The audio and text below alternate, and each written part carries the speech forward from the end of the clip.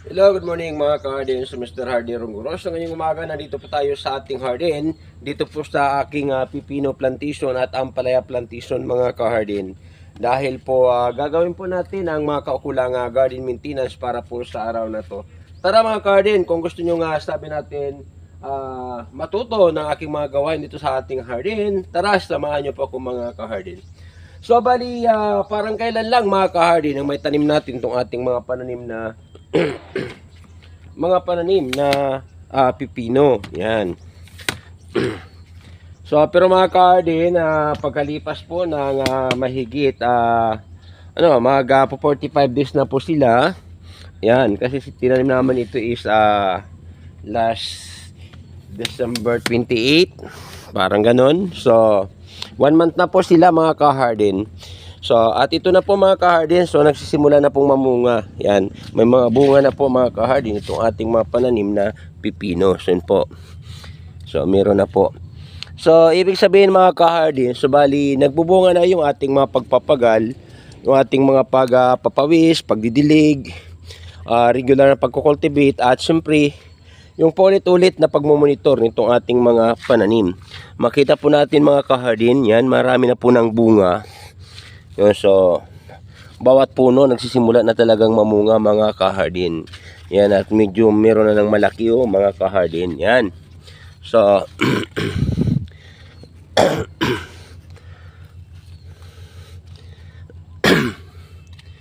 yan. So, nagsisimula na po mga ka-Harden. Talagang napakaganda sa pakiramdam mga ka-Harden na yung ating itinanim na mga gulay ay nagsisimula ng mamunga mga ka-Harden. So talagang ito ay very satisfying and talagang mag-i-enjoy ka sa tuwing magbibisita ka sa inyong Harden. So yun po.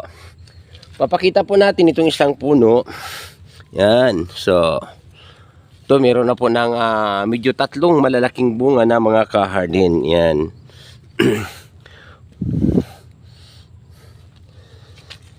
So, at meron na po dito ng malaking bunga. Ayan, mga ka-Harden. So, nagsisimula na talaga magbigay sa atin ng blessings yung ating mga pananim, mga ka-Harden. Yun. So, meron na talaga. So, ngayong umaga, gagawin po natin ang sabi natin, mga cultural management dito po sa ating Harden. Kabilang na po dito ang pagdidilig. Ano po, pagdidilig ng ating mga pananim. So, yun po mga ka-Harden, makikita po natin ang ating mga pananim. Then ipapakita ko naman sa inyo mga ka-Harden itong ating mga pananim na ampalaya. Ang lulusog din po nila. Makita po natin, nagsisimula na pong gumapang itong ating mga ampalaya mga ka-Harden. So, yon. So, ginawa po dito natin sa ating Harden mga ka-Harden itong tinatawag natin na relay cropping mga ka-Harden. Dahil alam naman natin na mas mabilis na mamunga itong mga pipino, kaya inuna na po natin silang magtanim. So approaching na mag-stop na sa pagmumunga itong ating mga pananim na mga pipino. Asa naman natin po mga ka-Harden ang pagbibigay sa atin ng production nitong pananim natin na mga ampalaya mga ka-Harden. So yan po mga ka-Harden ang tinatawag po natin na relay cropping. Kaya po bali papakita ko pa rin po dito sa kabila yung ating iba pang mga pananim na mga ampalaya mga ka-Harden. Yan po.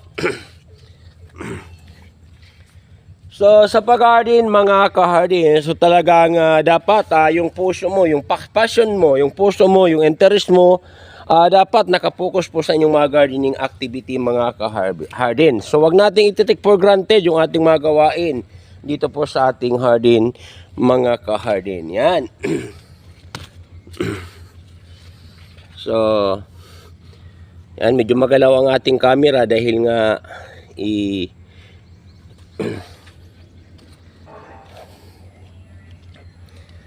So, yun mga ka-Harden. So, maraming salamat sa inyong panunood para po sa araw to. So, ngayon po ipagpapatuloy na po natin ang ating mga gawain. So, marami pa po tayo ng nakabinbin na gawain. Tulad dito, so maglalagay pa po tayo ng trellis. Wala pa tayo ng trellis. Dapat makaakyat na itong ating mga pipino mga ka-Harden. Sasabay na rin po natin ang pagtitrimming nitong malunggay dahil po hindi nakaka-absorb ng sunlight itong ating mga pananim. So, kaya kinakailangan po talaga ma-expose ito sila ng at least 6 hours, no, sa sinag ng araw bawat araw. So yun po, bali yan yung ating gagawin. Kaya nga ginagawa natin yung pagtitrimming at pagpupruning nitong mga malalaking puno dito malapit sa ating garden. So yan po. Yan po, ipagpapatuloy na po natin ang pagdidilig mga ka-harden.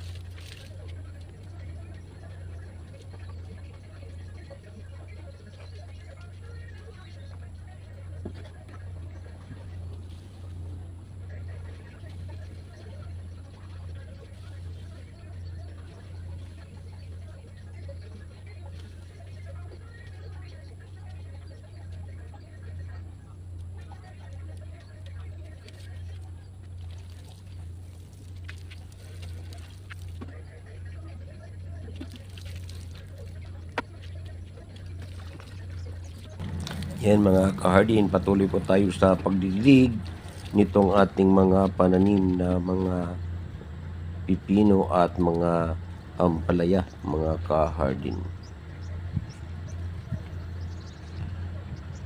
So hindi po natin alintana ang pagod mga ka-hardin, bagkus sininjula po natin ang ating mga gawain, lalo pat bali nakikita po natin na nagbibigay na po sa atin ng blessings ng ating mga pananim mga ka-hardin. So ngayon po gagawin naman po natin ang pagdadagdag ng mga trellises dito po sa ating hardin. Dahil meron pa po ng bahagi dito na hindi pa po natin nalalagyan.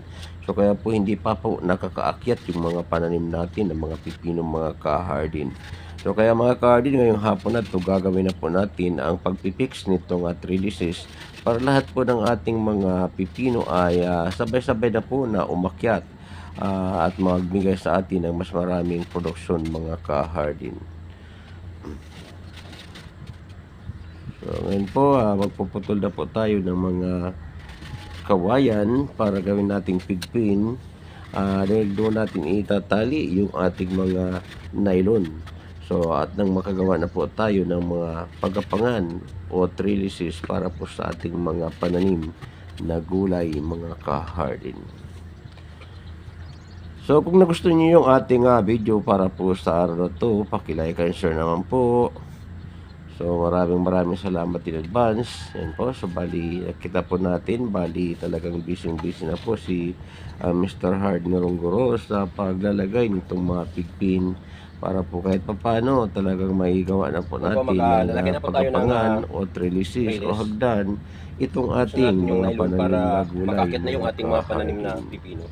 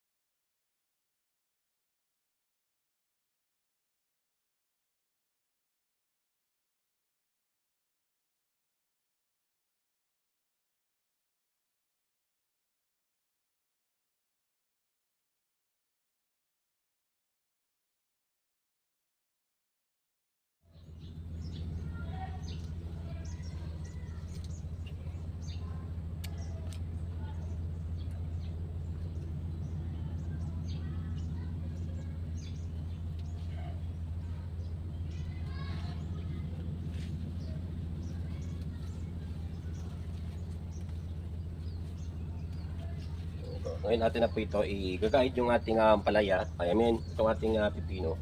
I-guide na po natin sila pataas.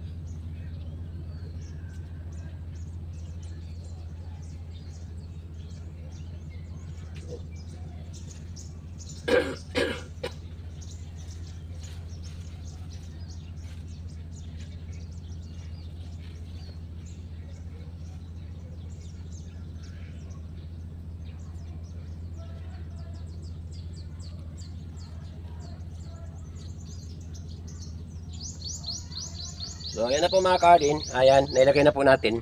Nakaakyat na po yung ating pipino. Yan po. So, kinakailangan talaga gawin lang po natin yung magagawa natin. Yan.